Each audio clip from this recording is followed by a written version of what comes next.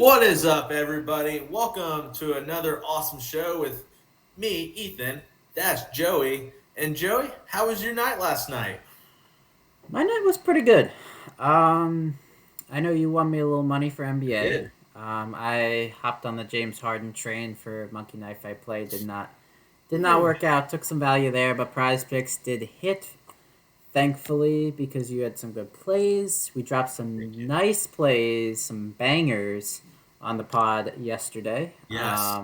The rapid fire at the end went 3-0 for NBA plays, but did not go 4-0 for all plays because Ethan decided to get a little fancy, throw out a CSGO play, and of course he missed Are because we surprised? he even said he doesn't hit video games, and guess what? He did not hit video games. Yeah, I hate video games, and if you're in our Discord, you know I do not tout. We do tout League of Legends, but we do not tout CS:GO just because it's a very random sport. And honestly, I know there's a lot of people out there that tout that, but I don't think any of them hit at a high rate. And from what I can tell, most of them lose at a very high rate too. So I just think if you play CSGO every night, you're throwing away money that you win from NBA, NFL. So Junior was a great play.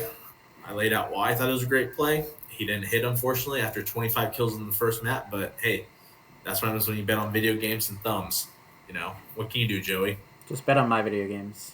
Yeah, there you go. I'll Check bet out on my you, video Joey. game stream that I don't have. Exactly. But So yes, but anyways, I had a good day though. NBA hit for me. The portal was on fire last night. Holy shit, that thing was fire. I do have those projections to pull up. I've Yeah, go ahead and pull up those got the projections, Joey. results here. So I'm looking at it here. So we have the top difference, not just difference percentage. Although we do tout 30% or above for difference percentage. I don't have that right here, but we do. I mean, technically, we have the Darius Baisley right there, 39%, and then Al Horford, 38.4% right there. Assists and points, those were the top two based off a differential percentage. Both those hit, but taking a look at these spreadsheets here, we got four different categories. We got fantasy points, we got regular points, we got rebounds, and we got assists. So this was the top 10 on each category. So if we only look at the top five, if you wanted to make a fun five play out of all these, fantasy points went 3 out of 5. Unfortunately, fantasy points was the least accurate. Towns and Vucevic were part of blowouts. Yusuf Nurkic got 6 fouls, so he fouled out and only played 23 minutes, I believe. Curry was too busy trying to break the 3 point record. I think he shot, 6 for 19 from three. Didn't really do much else. Yeah. Had like 2 rebounds and 2 assists, and that's it. So that's why he didn't go over fantasy points. And Franz Wagner, it was a tougher choice. He had, I believe, 34 fantasy points. He was at 24 with a couple minutes left in the game and turned it on at the end. So fantasy points weren't extremely accurate. 2 out of 5 hit on the top five. I did pair Dinwiddie with a play I said on the pod. Dinwiddie with Joel Embiid points. Joel Embiid went over again. He's just been dominating recently just because he's been playing Charlotte. Centers destroy Charlotte. Then moving on to points, the top three did hit, and then 4 out of the 5 hit. Mike Conley was involved in a blowout as well. He had 10 points. I do not believe he played much or if any in the fourth quarter because that was a 30-point blowout. So 4 of the 5 hit there, and then 1 out of the 5 hit out of the 6 to 10. But top five, obviously the best plays there. And then for rebounds, 4 out of 5 hit again. Alex Burke did not go over. Stuff happens, but if you pair the top two there, I know somebody mentioned in our Discord. Actually, I'll go through the assists first. Assists went 9 out of 10, which is an insane number. All the top five hit. The only one that missed was Eric Gordon because he was scoring so well. He only had 2 assists, so he just barely went under there. So all in all, great night from the projections portal. Top 30% hit, both of those hit, and then all these numbers hit on here. And then I mentioned someone on our Discord has been tracking it. If he just plays the top two in all of these categories, I believe. And then he also plays the top two difference percentage. So if you did that, you would have hit 4 out of 5 of these props. You got screwed by blowout in one of them. So it would have been a great night for him there. I believe he said, correct me if I'm wrong, 55% of all two plays are hitting for the fantasy points and the points combined. Is that correct? Something like that. Yeah, I don't have the numbers exact. But I do know it's above whatever he said though is above 50%, which is outstanding in my opinion. Yeah, you only need 33% to break even. If you play $100 a prop over a 100 game season, you'd be up $6,200, hitting at about a 55% rate on 2 plays. So great numbers. Yeah. Trust the projections sometimes. We were basing it off a 30% differential percentage earlier in the season just because there was more lines that did seem off. Was not the case moving forward because it looks like the smaller lines are getting a little more accurate. So less 30% props are showing up on the projections. You can't force props to be over 30%, so sometimes you're not getting it. I will mention we had James Harden projected for 24.98 points. He finished with 25 points. Extremely It's accurate there. That is insane. I couldn't believe we had his under. We did not fully trust it. I touted his over for fantasy points on Monkey Knife Fight just because it was much lower. I jumped in right as he got in, right as the injury news came in. I got him at 52 on Prizepicks. Unfortunately, he did not hit there, but we had his unders on fantasy points and points, and they both hit pretty accurately. Yeah, it's pretty impressive. And if you want to access this tool, it's a great tool. You go to dfskarma.com/props, sign up there. After that, you enter our Discord at dfskarma.com/chat. Let Jerry and I know you purchased. Give us the email. We'll open up all premium for you. It's a great community. You won't find many out there who do sports for NHL, all college sports, NBA, NFL, golf, MMA, you name it. We do it all just about. So come join us in Discord. We're giving out money every single day, pretty much. Like I said, we're on a every Monday, Tuesday, Wednesday. We've profited every single day so far. It's been a So great your week. month, yeah, your month is well paid. We'll have college basketball tonight, most likely, NHL tonight, NFL tonight, NBA maybe. I personally don't play these small slates, especially when all the teams are coming off a back to back. But with that being said, Jerry, let's jump into the football game tonight. It should be a good one, a close one. Minnesota is minus 3 point favorites in this one. I do have the Bet Karma tools up right here. Yeah. If you are not familiar, this is our sister company to DFS Karma, Bet Karma. So if you go to betkarma.com, you click on that live trends page right up there that we have highlighted. You can break that down by NFL or NBA and MLB when we have MLB up. I believe we're working on college basketball right now as well. That's a big betting sport. So we'll be adding that soon. So as you can see, there's not much line movement so far. The live trends tool will show you the difference between the opening line and the live line. Surprisingly, there has been no line movement to the total, even with the Cook news that we're waiting on here. Cook is expected to play, barring any setbacks, but I know a lot of projections tools still have him out. We have our projections with him in and with him out right now, so will be interesting to see what's going to happen with that Dalvin Cook news. But since it's barring a setback in pregame warmups, we will not get that news until probably within an hour of lock, which is very frustrating. Yes, it is. So I'll be the first to admit I do not have a read on this Minnesota side at all, and I don't think any of us can say for sure what they expect without knowing if Dalvin Cook's going to play or not. In my opinion, either way though, Joey, I don't think this game blows out either way. I think it's a very close, competitive game. I've been preaching all week, and I think you've agreed with me all week. I love Najee Harris over rushing yards. Minnesota is hot garbage against the run, and he went over against Baltimore, who has one of the best run defenses in the NFL last week. If this game stays close, he will get 20-plus carries. They love to give him the ball. There's no other running back. So I see no reason why Najee Harris cannot go over his rushing yard total. And if you look at our portal, what you will see is we actually have him projected for 74.85 rushing yards, and his line on Prizepicks right now is 65.50. So that's a good 9.35 difference, and that's honestly something that I look for when making my props, because that puts him at number 5 if you go from top to bottom, our differential difference. He's the 5th difference. So, Joey, I know you agree with Najee Harris. Do you like somebody else in this game? Yeah, so I do agree with Najee Harris. I have him in the prop already. He was 62.5 earlier in the week on that when I locked him in with some Monday Night Football props. He actually moved up to 69.5 yesterday, but now he's back down to 65.5. So I'd still agree with the over there as long as it's under 70 yards. So I'll take the over even if it moves a little more. And then the Viking side is tough because you need to obviously pair it with somebody. I'm going to wait on Dalvin Cook news to lock in anything today. Justin Jefferson's all the way up at 89.5. I do realize that Adam Thielen is out, so obviously that should get a bump to him. But I'm probably not going to play Jefferson unless Cook is out. I talk about the splits all the time with Jefferson. With Cook out versus in, 100 yards in every single game, 118 plus in every single game, averaging about 145 yards in 5 games without Dalvin Cook. But that's 3 games against the Detroit Lions, so a tough sample size there. Detroit Lions are not a good defense. Pittsburgh Steelers are a good defense. So 2 opposite sides of the spectrum right there. So tough going with over 90 unless Dalvin Cook is out. We do know that Kirk Cousins does like to pass a little more with Dalvin Cook out.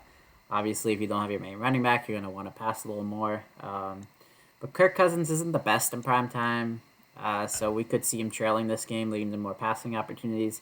His passing yards over is the top prop on the prop predictor right now. I don't know how much I trust it. I'm gonna wait for that. I'm gonna wait for that news. But I did look up the numbers with Adam Thielen. He missed 1 game last season. Jefferson had 70 yards. OBC Johnson had 74 yards. So that leads me to believe Jefferson doesn't. I mean, defenses are probably going to prioritize Jefferson a little bit more if Thielen is out, which could lead. If you look a little further down, right below Najee Harris and Ray McLeod, you have Tyler Conklin and KJ Osborne at 35.5 and 39.5. That's probably where I'm going to target more. That second wide receiver, just because the Steelers are good, like you mentioned yesterday. What's his name's a good coach. Mike Tomlin. Mike Tomlin's a good coach, good defensive mind. So obviously Justin Jefferson's really the only option for him, at least top tier option for them. So they're gonna try to shut him down, either double team him all game, put the safety over top so he can't beat him on any deep balls. So that's probably where I'm gonna lean. Probably either Tyler Conklin or KJ Osborne, especially if Cook is out, because you're probably gonna expect. I mean, his line's only 244, but you can probably expect an easy over there. So I might pair Kirk Cousins over with one of these pass catchers with Najee Harris over. Yeah, so this game's tough for me to, and here's why. So Minnesota ranks 29th against the run. Pittsburgh ranks 27th against the run. They're both 2 bad run defenses. Pittsburgh wants to run the ball. If Cook is healthy, Minnesota's going to want to run the ball. I just have a hard time thinking unless one of these teams gets really behind early, and I don't think they will, because these Thursday night game Joeys are always bar burners. Like, they're so boring, slow pace, low scoring. They're just not fun. And I get why, and I hate Thursday night games. I wish we just had a doubleheader on Mondays instead.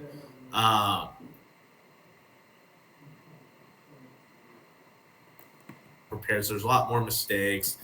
I'm right there with you, Joey. I'm not buying into this over passing yards for Kirk Cousins yet. I need to see if Dalvin Cook plays.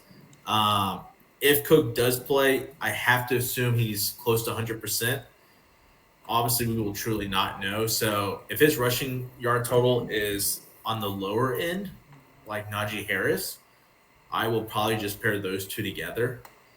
One thing I want to bring up, because we don't actually project this, but I was looking into it. Kickers, fantasy points for kickers. Ooh, so kickers, so both are at 7. I normally don't play kickers, but Boswell has been really good this year. So I just kind of looked into him a little bit today. Boswell has been over in 9 out of 12 games this year. Joseph has also been over in 12 out of 12 games this year.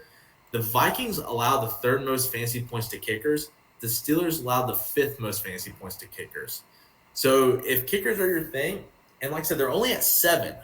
So that's 2 field goals that are probably going over. A field goal and some extra points, they probably tie. I don't hate the kickers over fantasy points, Joey, in this one.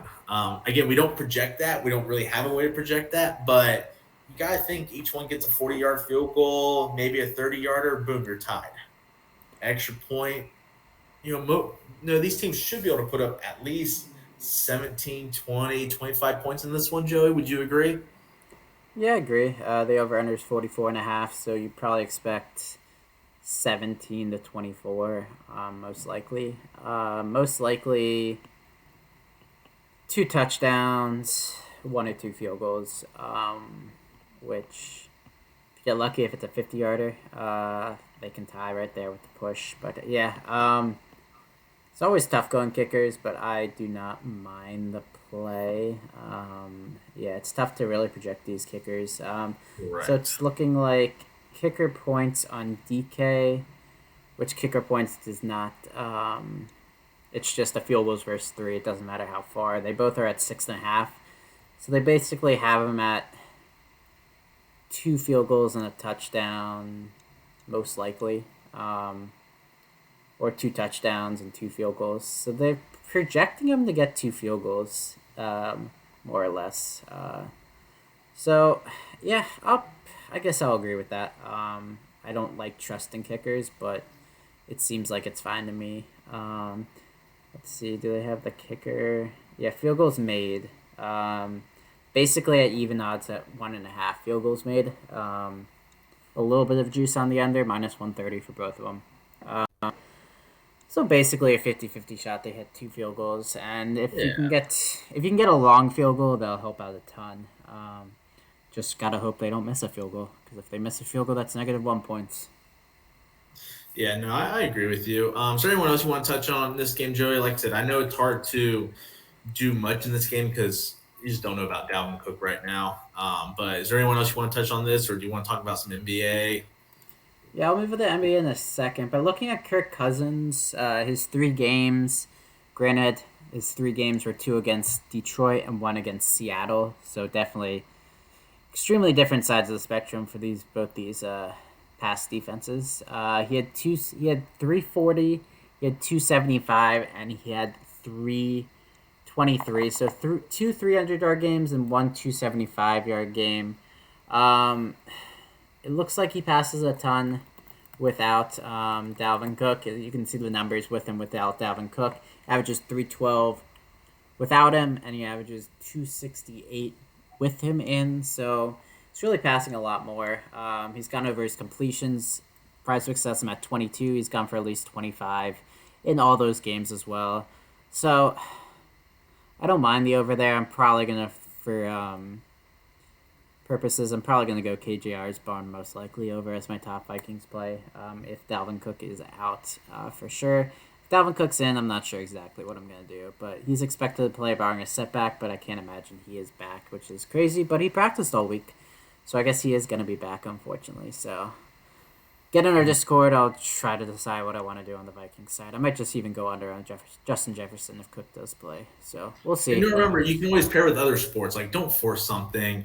I always Um, end up forcing two football plays. yeah, you do, and I don't know why. I tell you all the time, don't force something. I don't force stuff. I always pair other sports and stuff. That's one thing I'm not afraid to do is either I'll fade something, or if I just like one guy, hey, I'll tell you just play with whatever else you like.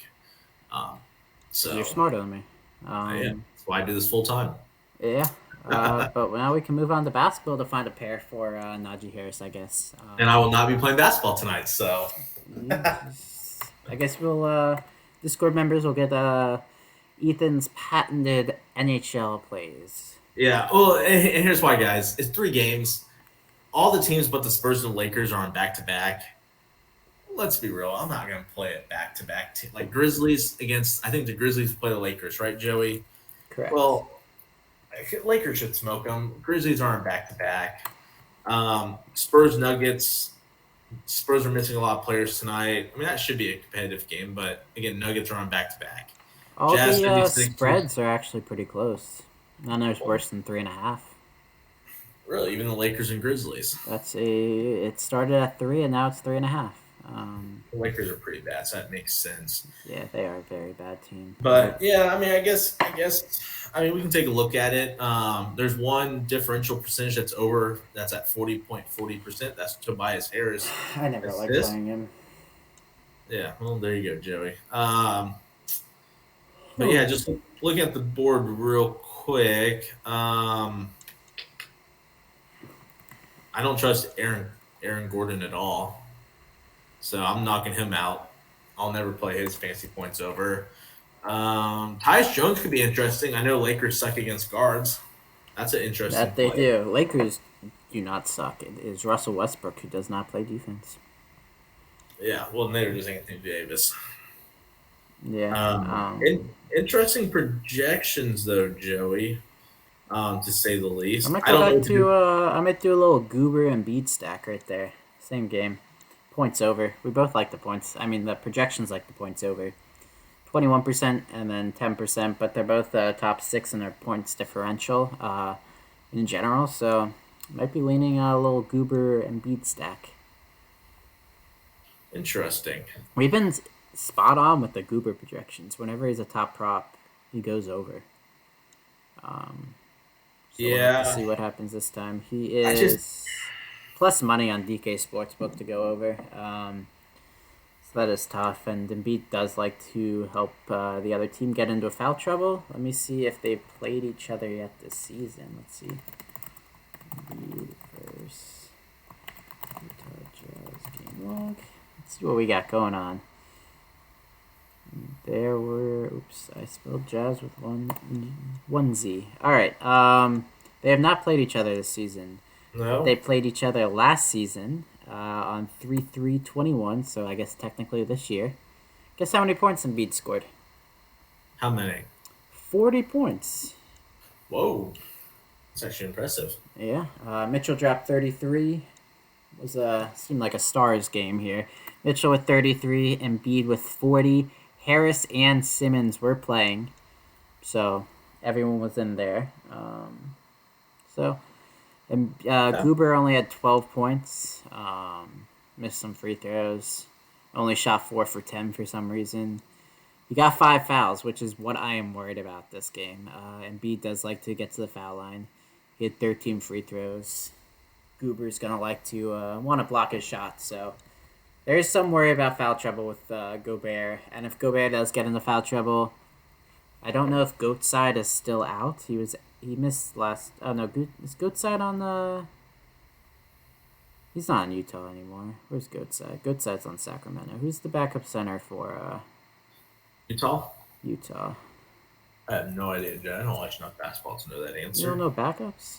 Come on. I do not know backups because they're never on the board. Let me see. Who's Utah's backup center? Trent Forrest, Eric Pascal. They don't truly have a backup, it looks like. He is their backup. Goatside is their backup. Okay, I was right. So Goatside missed yesterday. I'm curious if he misses again. So Utah will not have a good backup center.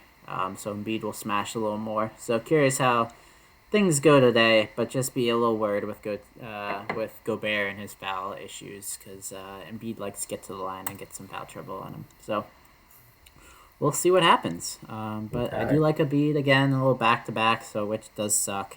He is coming off 2 amazing games just because it's Charlotte, back-to-backs against Charlotte. So if you're a game log watcher, make sure you're looking at the matchups on those game logs because 2 Charlotte games and an Atlanta game, pretty easy matchups there. That's why it's tough to just look at that. I mean, it's nice Prizepicks has that last 5 for you. If you're looking quickly, it's easy to tell. But you need to know minutes. You need to know matchup. Because I don't know what happened on the Boston game. Oh, never mind. I do know what happened in the Boston game because I played his prop and he shot 3 for 19, I believe, and he had 13 points. I don't know what happened in the Orlando game. Probably could have been a blowout just because it's Orlando and they're a bad team. But those Boston and Orlando games are tough to just say, oh, he went under. Just because he shot horribly. As long as the shot volume's there, those are sustainable. Let me see what happened in the Orlando game. The Orlando game, he shot 4 for 16. So, yeah, he does have these bad shooting nights just because he wants to be a guard as a 7-foot center. Some of those centers like to do that for some reason, but yeah, he should be fine. He should be close to the basket. Should try to get Goober into foul trouble. So I do like that over. All right, good. So Joe, let's go into rapid fire. Like I said, like you said, I should say. We went 3-1 yesterday. Ball over, points hit for me. CS:GO play miss. No surprise there. You hit Embiid over points. Giddy over points. It was a good day. If you follow along, you locked these in. You did 2 separate 2-for-2s like you should have. You made some money. If you only played a 4-for-4 empowered, you lost money. So don't do that. So I will go ahead and start, Joey. I kind of already said the 2 I'm going with because I like to get a little fancy, maybe. Boswell and Joseph over their fancy points for kickers. I'm taking those 2 overs. Those are my 2 plays for today for this rapid fire. So if you want to use Najee Harris, you can. But Joey, give me your 2 favorite plays on the entire board tonight. Interesting. You're taking the bailout with the kickers, I see. I am. 2 favorite plays on the board, huh? This isn't very rapid fire, is it? No. Come on, Joey. We do this every time. This isn't hard. I'll go with my Joel Embiid pick from earlier. And then I will go with... Let's go with KJ Osborne over receiving yards. So you're going Embiid over points. Yep. And KJ Osborne over fantasy points. Correct. Or receiving yards. Correct. Which one's correct? Receiving yards. Receiving yards. All right, there you go, folks. You got his fantasy points at? I didn't even look. I don't know, Joey. 8.5. That wasn't even my pick, so don't even. Which one do you want to use? The one that hits receiving yards. All right, so we got Joey's going with Osborne over receiving yards and Embiid over points. And I'm going both field goal kickers over fantasy points tonight. Those are our 4 top plays. I suggest running 2 separate 2-for-2s. See who's smarter, Joey or myself. If you look at our record, you'll see that I'm smarter. So I just got to put that little plug in there for myself. Yeah, but those aren't from NFL or NBA plays. Those are just from other plays. Joey, shut up. You speak when I tell you to speak. Anyway, so back to my show. Hey, I can just mute you if I want, all right? Yeah, so Joey, please sit in silent. Again, if you want to sign up, get our expert picks, you want to get our projection portal like Joey talked about earlier in this episode, it was straight fire last night. It's the best one in the entire industry, and there's not many in the industry, I promise you that. You go to dfskarma.com/props, sign up.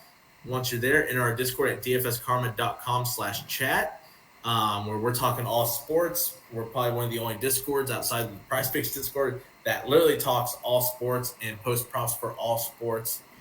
We are, in my opinion, some of the best out there just because we do almost everything. We have a very high hit rate. Joey, any last words you want to talk about? No? Good. All right, like this video, comment on this video. Joey, you can speak. Now that you're muted now, I got the floor. Go Chargers, boo Texans, and we'll see you next week. Tomorrow. Yes, tomorrow. You're muted, so they can't hear you say that. So we'll be back tomorrow, and we'll see you tomorrow with a full game of football, I guess. Full pod of football.